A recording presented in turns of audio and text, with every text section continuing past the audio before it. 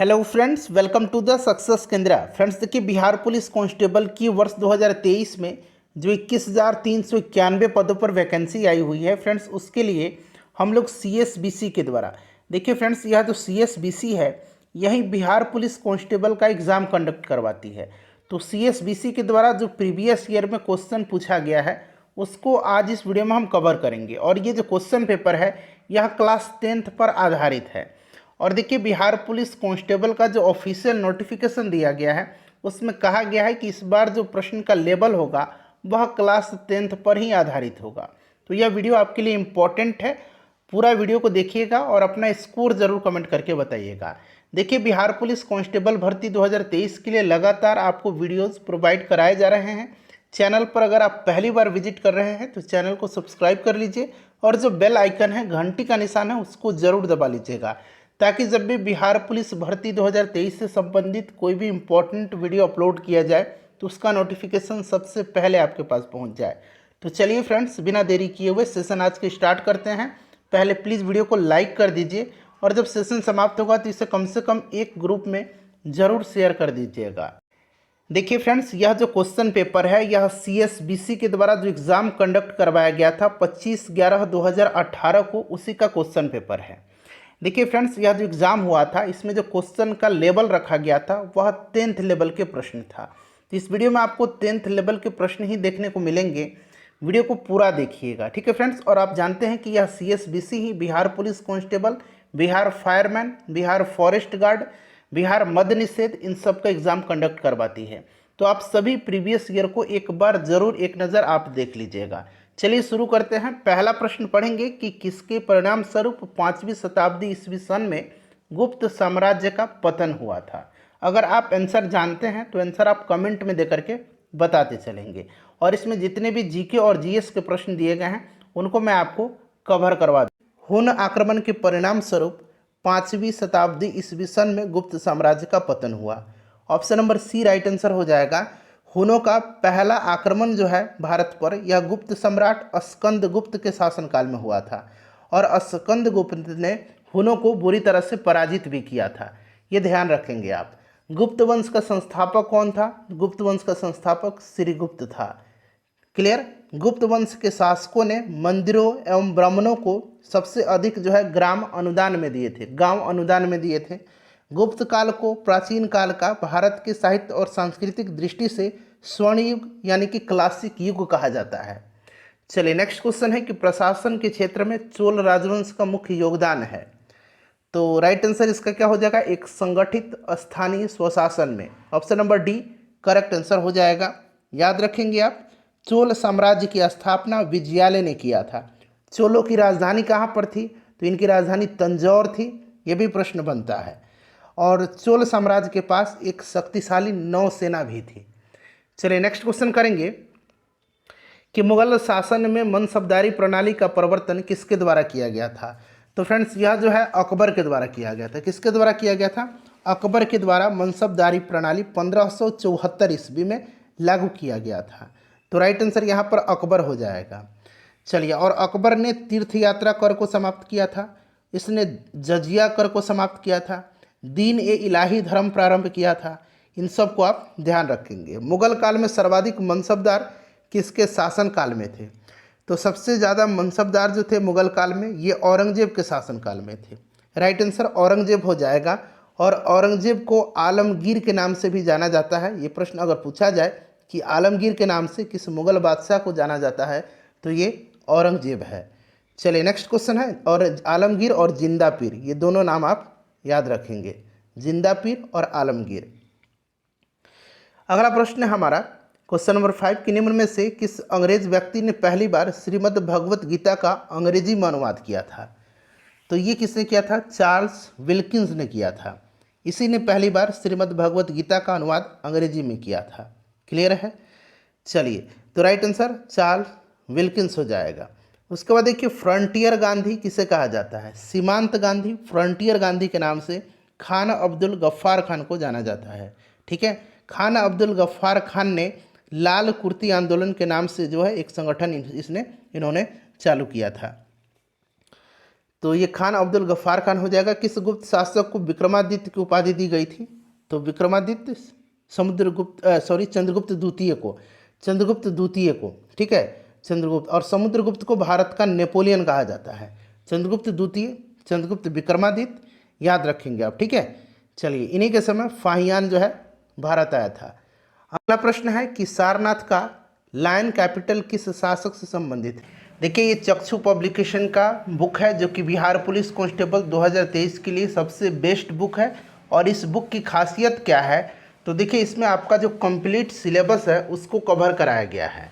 यहाँ पर आप फ्रेंड्स देख सकते हैं बिहार पुलिस भर्ती परीक्षा 2023 संपूर्ण स्टडी गाइड, यानी कि इसमें सारा का सारा चीज़ जो आपके सिलेबस में दिया गया है वह इसमें संग्रहित किया गया है। यहाँ पर देखिए, सामान्य अध्ययन, सामान्य हिंदी, अंग्रेजी, गणित, समसामयिकी, बिहार एक अवलोकन, इसमें जो है 2023 के सभी महत्वपूर्ण करंट अफेयर्स का संकलन भी किया गया है। यहाँ पर आप देख सकते हैं ये पाठ्यक्रम है। यहाँ पर हिंदी का कंप्लीट सिलेबस है। उसी प्रकार से यहाँ पर देखिएगा अंग्रेजी का सिलेबस दिया गया है, गणित का सिलेबस दिया गया है, सामाजिक अध्ययन में इतिहास, यहाँ पर देखिएगा तो भूगोल है। उसके बाद देखिए तो यहाँ पर फ्रेंड्स आपका राजनीति शास्त्र है, यानी कि पॉलिटी है। उसी प्रकार से यहाँ साइंस का भी आपका फिजिक्स, यहाँ पर देखिए भौतिक विज्ञान यानी कि फिजिक्स, केमिस्ट्री और बायोलॉजी, सबका जो है अलग अलग यहाँ पर दिया गया है। यहाँ पर आप देख सकते हैं केमिस्ट्री है, और फिर यहाँ पर देखिए तो नीचे आपको यहाँ पर बायोलॉजी भी इसमें दिया गया है। साथ ही साथ जीव विज्ञान देखिए यहाँ पर है। साथ ही साथ इसमें करंट अफेयर्स का जो है संकलन किया गया है। यहाँ पर आप देख सकते हैं फ्रेंड्स समसामयिकी जो 2023 के सबसे महत्वपूर्ण करंट अफेयर्स हैं उनको यहाँ पर 2022 और 2023 के उनको यहाँ पर संग्रहित किया गया। और यहाँ पर देखिए बिहार एक अवलोकन, यानी कि बिहार से संबंधित भी जितने भी इम्पोर्टेंट फैक्ट्स हैं उनको इस बुक में दिया गया है। आप कह सकते हैं ये कि कंप्लीट स्टडी गाइड है। इसको आप पढ़ करके अपनी तैयारी को मजबूत करिए।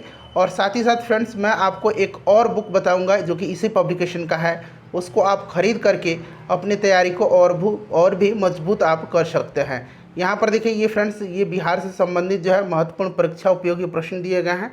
साथ ही साथ यहाँ पर आप देखिए 2021 का हल प्रश्न पत्र है। और इस बुक की मैं बात कर रहा था जो कि चक्षु पब्लिकेशन का है। इस बुक को भी खरीदिए और अपनी तैयारी को और भी मजबूत करिए।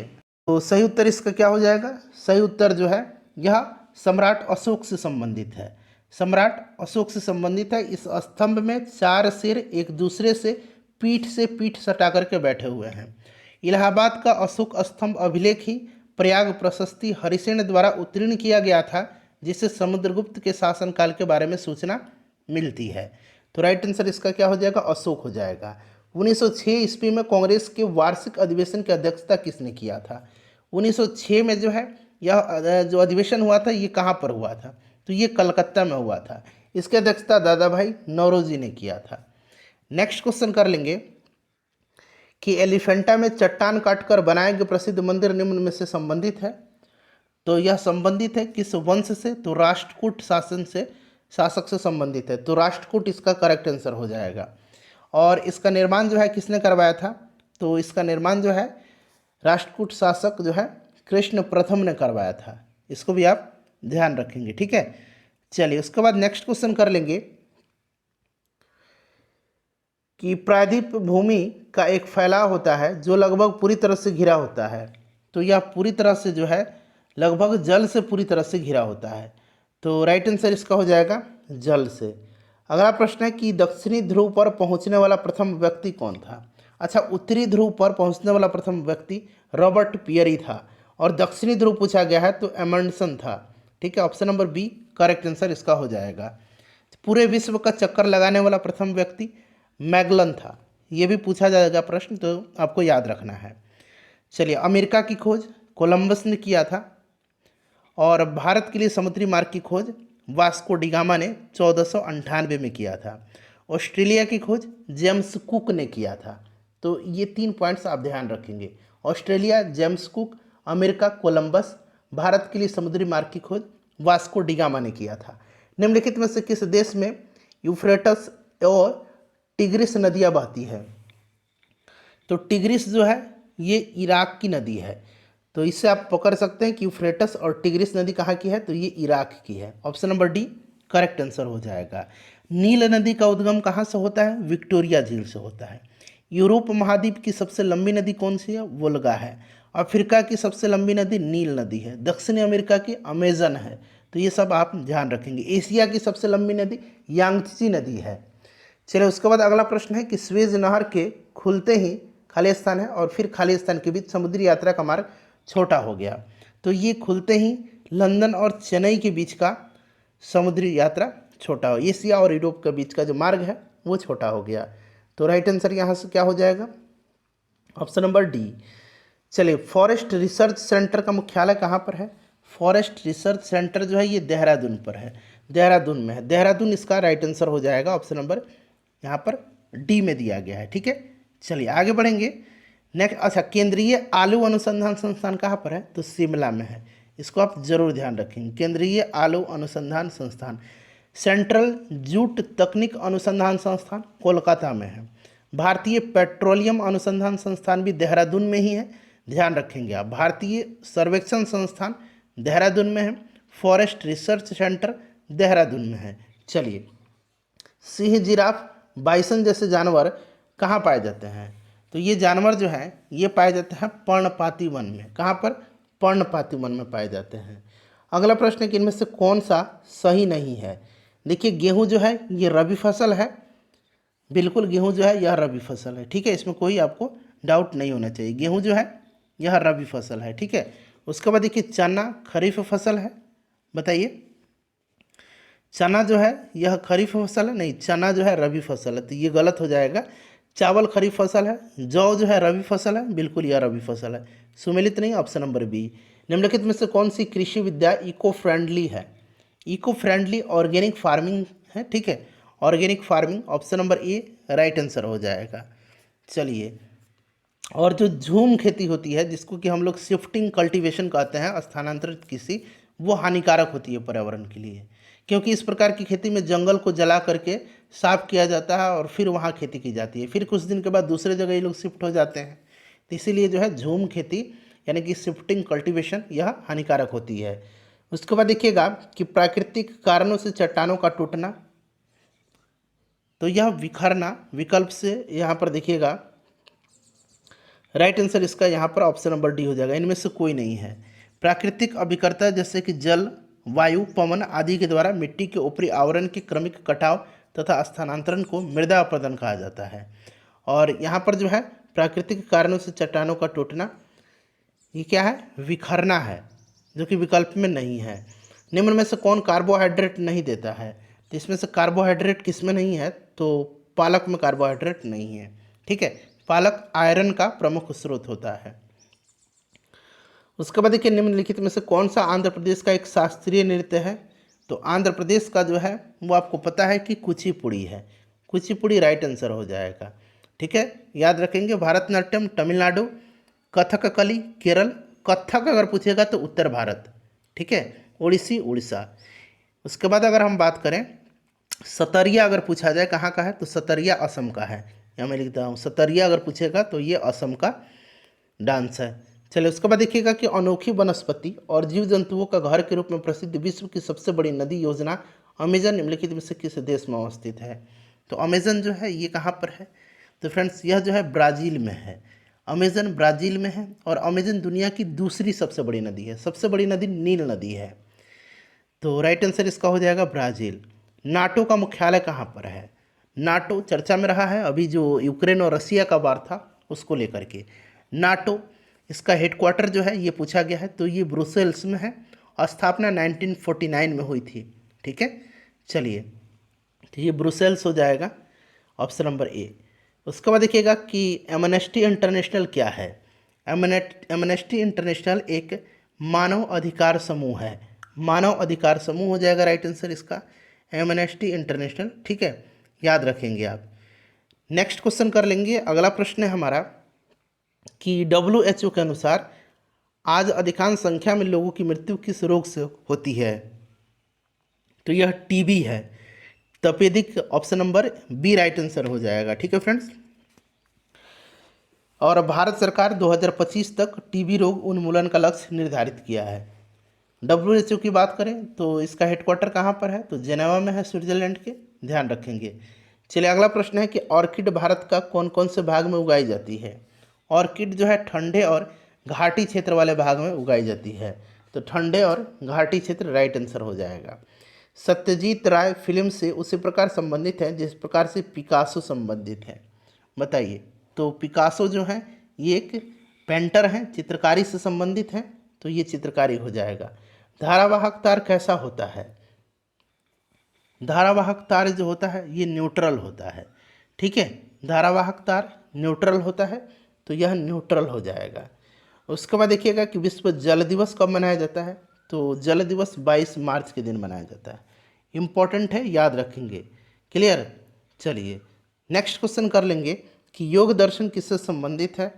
योग दर्शन जो है इसके प्रतिपादक पतंजलि हैं। पतंजलि राइट आंसर हो जाएगा। यहाँ पर देखिए पतंजलि दिया गया है। अगला प्रश्न है हमारा, और न्याय दर्शन का गौतम होगा, ठीक है। न्याय दर्शन अगर पूछेगा तो गौतम हो जाएगा। निम्न में से किस स्थान पर बायोगैस प्लांट कार्यरत है। तो बायोगैस प्लांट जो है यहाँ पर कोयम्बटूर में है, उदयपुर में है, पूसा में है। तो इसमें से ऑप्शन नंबर डी इनमें से सभी हो जाएगा। उसके बाद देखिए कृषि पर अधिक जनसंख्या की निर्भरता किस प्रकार की अर्थव्यवस्था के लक्षण है। तो यह अर्थव्यवस्था है मिश्रित अर्थव्यवस्था का। मिश्रित अर्थव्यवस्था का, मिश्रित अर्थव्यवस्था हो जाएगा। उसके बाद देखिए गिफिन वस्तुओं की श्रेणी में आते हैं। गिफिन वस्तुओं की श्रेणी में आते हैं, तो घटिया वस्तुओं की श्रेणी में आते हैं। घटिया राइट आंसर हो जाएगा, घटिया माल। अगला प्रश्न कि निम्नलिखित में से क्या द्वितीयक संचय यूनिट नहीं है। द्वितीय संचय यूनिट नहीं है इसमें से, तो यह रैम हो जाएगा, रैम, ठीक है। रैंडम एक्सेस मेमोरी, रैम हो जाएगा। नेक्स्ट क्वेश्चन है हमारा कि सरदार वल्लभ भाई इंस्टीट्यूट ऑफ टेक्सटाइल मैनेजमेंट की स्थापना कहाँ पर की गई है। तो इसकी स्थापना की गई है कोयम्बटूर में। कोयम्बटूर इसका राइट आंसर हो जाएगा, ठीक है। केंद्रीय नारियल अनुसंधान संस्थान कहाँ पर है। तो कासरगोड में है, कासरगोड। केंद्रीय नारियल अनुसंधान संस्थान कासरगोड में है। इसको आप जरूर ध्यान रखेंगे। चलिए नेक्स्ट क्वेश्चन है हमारा कि संघ लोक सेवा आयोग के सदस्य अपने इस्तीफा किसे सौंपते हैं। तो यह राष्ट्रपति को सौंपते हैं। किसको। राष्ट्रपति को सौंपते हैं। उसके बाद देखिए महिलाओं के लिए राज्य में पारित आरक्षण विधेयक जिसमें 33% आरक्षण का प्रावधान किया गया है, इसका संबंध किससे है। इम्पॉर्टेंट है, इसका संबंध जो है किससे है फ्रेंड्स, बताइए। तो संसद हो जाएगा राइट आंसर, ठीक है। पहली बार महिला आरक्षण बिल 1996 में जो है पेश किया गया था। नेक्स्ट क्वेश्चन है हमारा कि ब्रिटिश संसद के लिए चुनाव जीतने वाले प्रथम भारतीय कौन थे।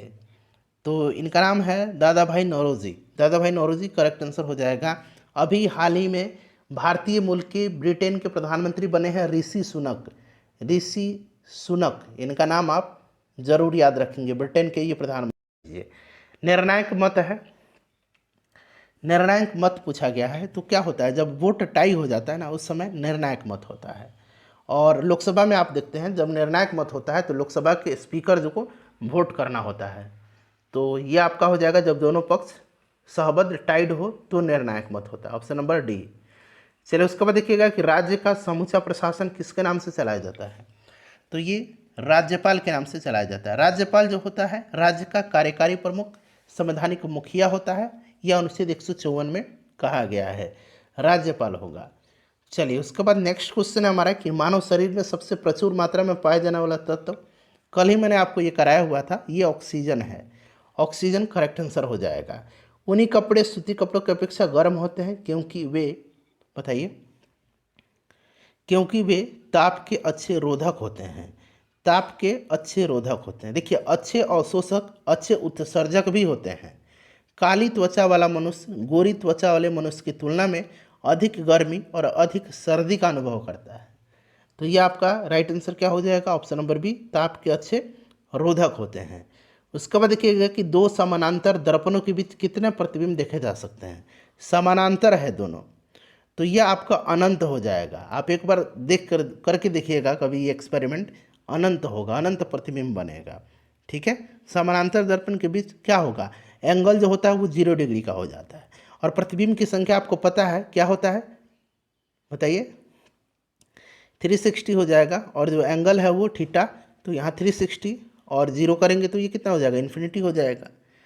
चलिए उसके बाद नेक्स्ट क्वेश्चन है हमारा, एक मिनट, हाँ चलिए, कि जब किसी उदासीन धातु के गोले को धनात्मक रूप से आवेशित कांच की छड़ से संपर्क से आवेशित किया जाता है तो यह गोला क्या करेगा, तो यह गोला जो होगा यह क्या करेगा, इलेक्ट्रॉन त्यागेगा। क्या करेगा, इलेक्ट्रॉन त्याग देगा, तो यानी कि इलेक्ट्रॉन गंवाएगा। Option number A correct answer इसका हो जाएगा। चलिए उसके बाद देखिएगा कि रात्रि को आकाश में कौन सा लाल दिखता है, कौन सा ग्रह जो है यह लाल दिखता है, तो यह ग्रह जो है इसका नाम है मंगल ग्रह। मंगल राइट आंसर हो जाएगा, लाल ग्रह है। ठीक है, चलिए अगला प्रश्न है हमारा कि सूर्य की किरण में कितने रंग होते हैं, तो सूर्य की किरण में 7 रंग होते हैं। 7 रंगों में सबसे ज़्यादा तरंगदैर्घ्य लाल का होता है, सबसे कम तरंगदैर्घ्य बैगनी का होता है। चलिए उसके बाद नेक्स्ट क्वेश्चन कर लेंगे, 7 हो जाएगा इसका राइट आंसर। उसके बाद देखिएगा कि 2 वेक्टर जिनका मान अलग अलग है, दो वेक्टर हैं उनका मान अलग अलग है, ये आपसे पूछा गया। जिनका मान अलग अलग है उनका परिणामी शून्य नहीं हो सकता है। ठीक है, तो यह आपका उनका परिणामी शून्य नहीं हो सकता है। ऑप्शन नंबर यहाँ पर देखिए सी राइट आंसर हो जाएगा।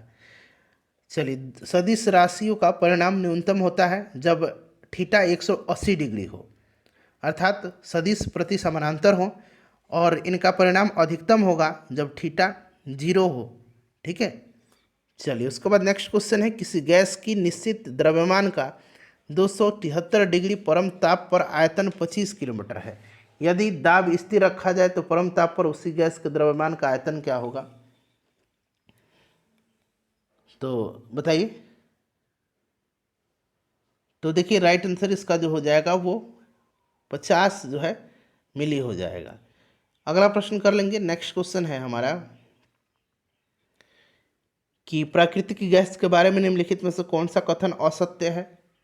प्राकृतिक गैस यह CO और H2 का मिश्रण है, यह असत्य है। ठीक है, प्राकृतिक गैस में मुख्य रूप से मीथेन शामिल होता है, तो ये वाला गलत हो जाएगा आपका।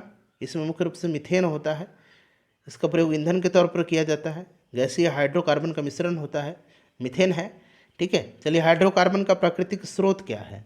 हाइड्रोकार्बन का प्राकृतिक स्रोत इसमें से आपका कच्चा तेल हो जाएगा। कौन सी धातु अन्य धातु के साथ मिलकर के पारद बनाती है, तो राइट आंसर इसका क्या हो जाएगा, पारा हो जाएगा। ऑप्शन नंबर बी, पारा अन्य धातु के साथ मिलकर के पारद यानी कि अमेलगम बनाती है। तो उसके बाद देखिए निम्नलिखित में से कौन विद्युत का सबसे अच्छा चालक है, तो इसमें से सबसे अच्छा चालक जो है ये चांदी है, विद्युत का चांदी है। ठीक है, चलिए उसके बाद नेक्स्ट क्वेश्चन है हमारा कि निम्न में से किस प्रशीतक का उपयोग आजकल नहीं होता है, तो आजकल जो है प्रशीतक का उपयोग नहीं होता है कार्बन डाइऑक्साइड का। ठीक है, कार्बन डाइऑक्साइड का आजकल उपयोग नहीं होता है। चलिए उसके बाद नेक्स्ट क्वेश्चन है, प्रशीतक में जो है क्लोरो डाइफ्लोरोमीथेन का प्रयोग किया जाता है। डाइफ्लोरोमीथेन का डाइफ्लोरोमीथेन का इस्तेमाल किया जाता है आजकल। किसमें भरपूर लौह तत्व पाया जाता है, तो ये हरी सब्जियां हो जाएगा। निम्नलिखित में से अंकुरन के लिए सामान्यतः किसकी आवश्यकता नहीं होती है, तो अंकुरन के लिए प्रकाश की आवश्यकता जो है सामान्यतः नहीं होती है। बाकी पानी, हवा और ताप बहुत ही जरूरी होता है, ये मैंडेटरी नहीं है। उसके बाद देखिए निम्नलिखित में से सर्वाधिक तीव्र गति से विसरण कौन करता है, तो विसरण जो होता है ये गैस होता है, विसरण गैस में होता है। ठीक है, गैस में विसरण जो होता है यह तेजी से होता है, तो गैस हो जाएगा। ठोस कार्बन डाइऑक्साइड को क्या कहते हैं, तो ठोस कार्बन डाइऑक्साइड को जो है शुष्क बर्फ कहा जाता है, शुष्क बर्फ राइट आंसर हो जाएगा। उसके बाद देखिएगा कि आँख के मायोपिया दृष्टि में क्या होता है, तो आँख के मायोपिया दृष्टि में रेटिना के सम्मुख प्रकाश किरणें केंद्रित होती है। मायोपिया को हम लोग निकट दृष्टि दोष कहते हैं। ठीक है, और रेटिना के सम्मुख जो है प्रकाश किरणें केंद्रित होती है। और आपको पता है फ्रेंड्स कि ये जो मायोपिया है इसको कैसे ठीक किया जाता है, निकट दृष्टि दोष जो है इसको किया जाता है अवतल लेंस का इस्तेमाल किया जाता है इसको ठीक करने में। और जो हाइपरमेट्रोपिया है जिसको कि हम लोग दीर्घ दृष्टि दोष कहते हैं, इसमें उत्तल लेंस का प्रयोग किया जाता है। तो राइट आंसर इसका क्या हो जाएगा, ऑप्शन नंबर ए हो जाएगा। सामान्यतः निम्नलिखित में से, यहाँ आप देखिए, सामान्यतः निम्नलिखित को छोड़कर समस्त पौधों को संक्रमित करता है, तो ये संक्रमित कर देगा तनाग्र। ठीक है, तनाग्र जो है यह जो है संक्रमित करता है। उसके बाद नेक्स्ट क्वेश्चन है हमारा कि इंसुलिन स्रावित होता है। इंसुलिन जो है ये कहाँ से स्रावित होता है, इसका आंसर आप कमेंट करके